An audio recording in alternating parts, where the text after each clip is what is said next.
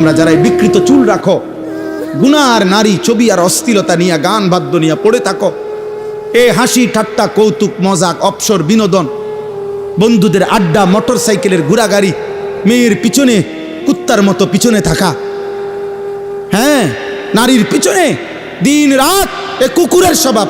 বিশ্বাস করো ভাইয়া, বিশ্বাস করো, এটা বইতে কিতাবে আমি নিজে পড়ছি। এই নওজোয়ান, এটা কুত্তার স্বভাব। কুকুর সব কিছুতে মুখ দেয়, এটা বইতে আছে। কুত্তার স্বভাব এটা, কুকুর সব কিছুতে মুখ দেয়। এজন্য চরিত্রহীন যুবক, তার কাছে সব বেড়িয়ে ভাল লাগে। কালা বেড়ি, দলা বেড়ি, জিডা দেখে হাতে তেড়িয়ে ভালো লাগে। এটা মুসলমান না হিন্দু না বৌদ্ধ না ইহুদি না খ্রিস্টান না নাস্তিক না মুরতাদ, আমার এত তা না ভালো লাগছে। এটা বেড়ি তো আর কি তা। আহারে চরিত্রহীন, কামড়া করলা কি? এ তো আখলাক কুকুরের আখলাক। কুকুর সব কিছুতে মুখ দেয়। কুকুর বিরিয়ানি তো মুখ দেয়, পায়খানা তো মুখ দেয়। ফিরে আসো বাপ, আখলাক সুন্দর করো। এমন সুন্দর চেহারা নষ্ট করো না, এমন সুন্দর আখলাক নষ্ট করো না বাপ। আরেকবার দুনিয়ায় তুমিও আসবা না, আমিও আসবো না। এই পৃথিবী একবারই, তোমার আমার। এক রাত একবারই আসে, হায়াত একবারই, একবারই, একবারই আসে, আর আসবে না। অতএব আজকে এই আয়াতের বক্তব্য এটা। তো রাসূলুল্লাহ সাল্লাল্লাহু আলাইহি সাল্লাম যখন কোরআনের মাধ্যমে যেখানে কোরআন তেলাওয়াত করেন, তো মক্কার কুরাইশ একজন কাফের সর্দার ছিল। এই খুব দ্রুত আর এই 5 মিনিটে বলে ফেলি। নজর ইবনে হারেস তার নাম। সেও ছিল কাফের সর্দার। সে করছে কি, সে ইরান মানে পারস্য গেছে ব্যবসার জন্য। তো পারস্য ব্যবসা গিয়ে দেখছে ওইখানে বিকাল হইলে, সন্ধ্যা হইলে বিভিন্ন জায়গায় জায়গায় মজমা বসে, মানে লোকজন জমাট হয়, সমবেত হয়।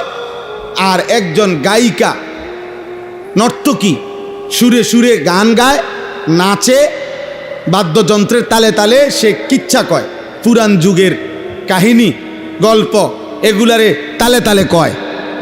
হ্যাঁ, সে নাচেও, বাদ্যও বাজে, আবার ওই পুরাণ আমলের বানান্না গল্প কাহিনী কিচ্ছা এগুলো বলে সে। আর বাকিরা খুব মনোযোগ দিয়া মজা কইরা খুব বড় বড় চোখে তাকাইতেছে। হ্যাঁ, কি মর্মান্তিক কথা কইতেছে আল্লাহ। আসলে তো বেডি চায়, বুঝেন না? হ্যাঁ হ্যাঁ, আমরা বুঝি না। আমনে বয়স হয়ে গেছে, আপনি উনারে জিগাবেন, আপনি চাচা কি করেন টেলিভিশন চা দোয়ানে? না, আমরা কি আর এই বয়স আসিনি, কদ্দুর খবর শুনি। আমনে চাচা খবর শুনেন? খবর মানুষের চোখ দিয়ে নি শুনে। মানুষে শুনে কি চোখ দিয়া না কান দিয়ে? তা আপনি ছাইয়া রয়েছেন কেন? আপনি যেহেতু খবরই শুনবেন তো ভালো কথা, ফিস দিয়ে বইয়েন। বোঝেন না কথা? চেয়ার ঘুরাইয়া হেদিকে বসেন, টেলিভিশন যেদিকে আপনি এর উল্টা দিকে বসেন, আওয়াজ আইলেই তো সারছে। আপনার খবরের তো দরকার, তো আপনি খবর কানে ঢুকলেই তো হইলো। আপনি না বলে খবর চান, আপনি না বলে খবর শুনেন। অতএব এটা অনেক বড় বিষয়। তো এই লোকটা নজর ইবনে হারেস কাফের, এ দেখছে এটা, কিরে এটা তো একটা সাংঘাতিক জিনিস। মানুষ সব গোল হইয়া বসে, বড় বড় চোখ করে, বড় গভীর মনোযোগ দিয়া শুনে, এবং খুব লড়ে সরে এবং খুব তাল মারে, টাইল মারে। এটা তো একটা ঠিক আছে। সে তখন চড়া দামে এইখান থেকে, ইরান থেকে একটা দাসী, ও এরকম যে গায়িকা, বাদ্যের তালে তালে নাচে, সুন্দরী, আবার ওই কিচ্ছা কাহিনী এগুলা কয়, এরকম একজন দাসী সে কিনে নিছে মক্কা। নাউজুবিল্লাহ। কিন্না মক্কার কুরাইশদেরকে বলছে, এইবার আমি একটা কার্যকর বুদ্ধি আনছি মুহাম্মদের কোরআনের বিপরীতে। মুহাম্মদ কোরআন শুনলে লোকগুলো মুগ্ধ হইয়া, অবাক হইয়া তার দিকে তাকাইয়া থাকে, তার দলে ভিড়ে যায়। তখন সে এই যুবকদেরকে এবং সাধারণ মানুষদেরকে ডাকতো, এদিকেও এদিকে গোলয়ে বইও, সবাই বইও, এখন মিউজিক দেখবা। এরপরে ওই সে তার দাসীকে নিয়ে আসতো, এই দাসী বাদ্যের তালে তালে গান গাইতো, নাচতো, আর এই পুরাতন যুগের কিচ্ছা কাহিনী এগুলো বলতো।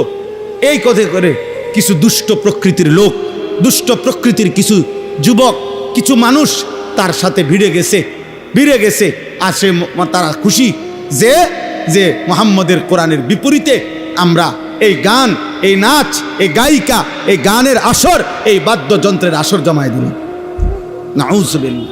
এই ঠিক তখন আল্লাহ তাআলা কোরআনুল কারীমের এই আয়াত নাজিল করে আল্লাহ তাআলা সতর্ক করছে, অমিনান নাসি মান ইয়াশতারি লাহওয়াল হাদিস লিয়ুদিল্লা আন সাবিলিল্লাহ বিগাইরি ইলমিন।